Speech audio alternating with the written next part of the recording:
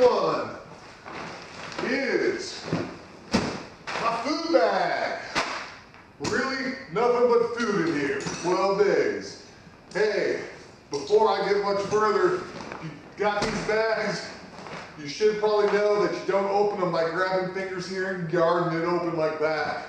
If you do, you can actually break the seal, and then you're gonna have some wet gear the rest of the trip. So you do it by grabbing your thumb there, thumb here, and you kind of smash your fingers together, make an S, kind of collapse your hands together, and then it just breaks the seal. So make sure you open it that way.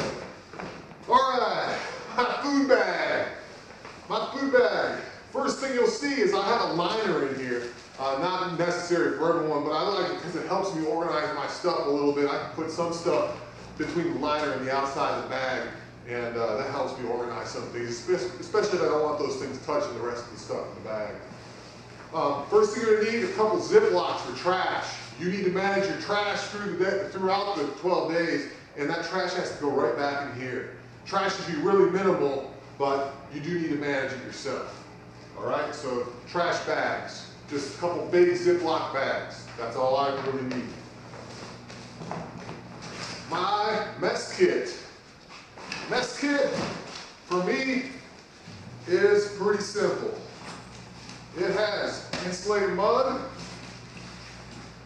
I've got a leather glove if I need it as a pot holder.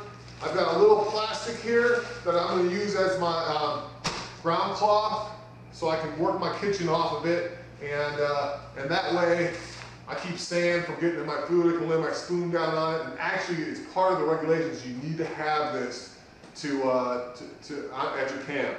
I've got a whole roll of this stuff, and I'll just start cutting it up when we get to the hotel and giving it to people. So, little kitchen cart right there, okay? Leather glove. Then, my long spoon gets into the pouches without my fingers getting all dirty. And then a spare spoon, in case I lose that, or a little critter walks away with it. There's the stuff sack for that. This is my one pot mess kit. You really don't need much more than one pot, because all you're probably gonna do if you're going very simple and quick is boil water, okay? So that's all I'm gonna be doing is boiling water. So I've got the lid to keep the heat in, just a pot. Inside there I've got my stove. I'm using the MSR Dragonfly stove. It's a white gas stove, burns multi-fuel, but I will use white gas. Nice stove, simmers real well if you need to, and man, I have never had any problems with this. Knock on some wood. So I have that one. I've got a repair kit for it as well, in case something does go wrong. Pot holder, so I can actually hold the pot and pour the water. Don't want to get burned in camp. And then I have a collapsible bowl. This is again from Sea to Summit. They make some really nice stuff, but I have some oatmeal that I use for breakfast, and this is the only time I really use a bowl is when I'm eating that oatmeal, okay? Also, I've got a little collapsible cup here. There's some gradations in there, so I can measure and put the right amount of liquid in each of my food packets. So I'll just dip it in there like that and pour it in, okay? So, collapsible bowl, collapsible cup, they go into that thing right there. I just take my stove, and I will pack this up each night, at least my mess kit. The stove I might leave open, but don't want to leave any pots or stuff out there for the critters to mess with at night, because there are some out there. So I'll put, that all fits right back in there, covers up, I tie it down, it all goes back in that bag, okay? All right, so let's talk food. I've got several small bags in here. These are my bags. These are my bags. Actually, I have to grab something over here real fast. All right, there we go.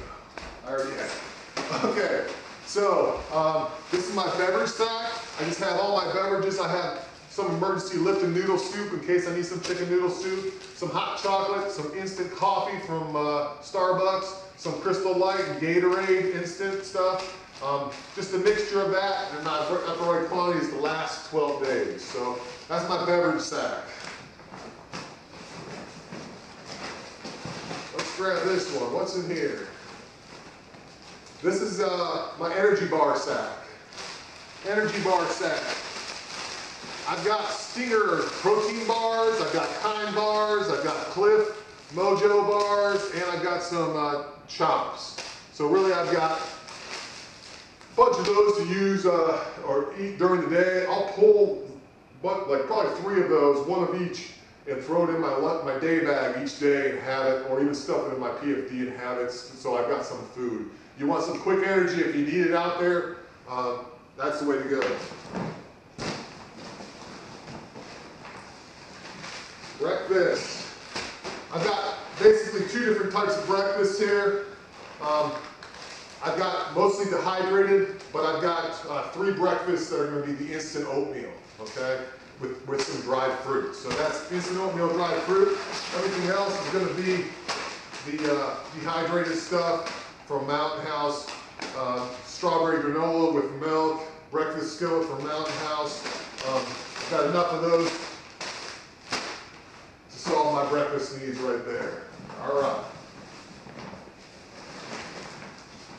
Let's talk dinners. Dinners are pretty simple. My dinners, I don't have it just yet, but the only fresh stuff that I'll buy on the trip will be like baby carrots and a head of lettuce, or not lettuce, cabbage. Head of cabbage. So what I'll eat for dinner is just pull a couple leaves off that head of cabbage and a few baby carrots, and that's going to be my fresh veggies. Because I'm going to get tired of eating all this dehydrated meals after a while. I've got a side every night. This is corn, but there's some potatoes and mixed vegetables and those kind of things. So I've got one side every night, and I have one dessert every night. Cheesecake, tiramisu, some other things in there. So I've got a side, I've got the fresh veggie that I'll have, not a ton, but I'll eat some of that. Got my side, and I got my dessert. For my main course, it's just an extra stuff sack that I have as I start to organize stuff. Stuff sacks, man, make your life a lot easier because as you're pulling stuff out, you lay it in the sand like this. You just bring tons of sand in your bags. You can't lose the battle. You can't win the battle of sand, but stuff sacks help make it reasonable. Okay, these are all last in here. These are one thing I don't put in a stuff sack just because I have so many of them. And they are my dinners. Another stuff sack. Want to make sure you see how many servings and how many calories per serving, so you understand the calorie intake that you have with these. For example, you can get in trouble if you buy the Mountain House Pro Packs because they say 1 serving, and this one is 240 calories. None of us is going to live off a 240 calorie dinner out there. I mean, at least without losing a lot of weight. So we will live, but we will lose a lot of weight and be a little miserable. So when I go the Pro Pack route, I've got 2 of these equals 1 dinner for me. Most of the other ones, like the Kung Pao Rice Backpacker's Pantry, it's 2 servings in here of 370 calories each. So this gets me to where I need to be, along with this, some of my veggies, and the dessert. So 11 dinners, 12 breakfasts, and 11 lunches. When I go into into town and buy stuff, I'm going to be buying tortilla shells that I'll use for these breakfast skillets, and I'll basically take this out and put it in those wraps and eat them that way. So that's some good bread. I'll also get 12 bagels that I'll take and I'll smash down so there's nothing, and we actually combine them into 1 pack, and that's going to be my bagels for lunches. I'll also get probably some oranges and apples, just so I have some fruit there, and I'll fit that in with some of these other stuff sacks in this bag here. So that's the food bag. Oh, let me talk about, real quick, we talked about opening these bags. Let's talk about closing them. You want to start on one side, work your way, pinching, and sliding it across.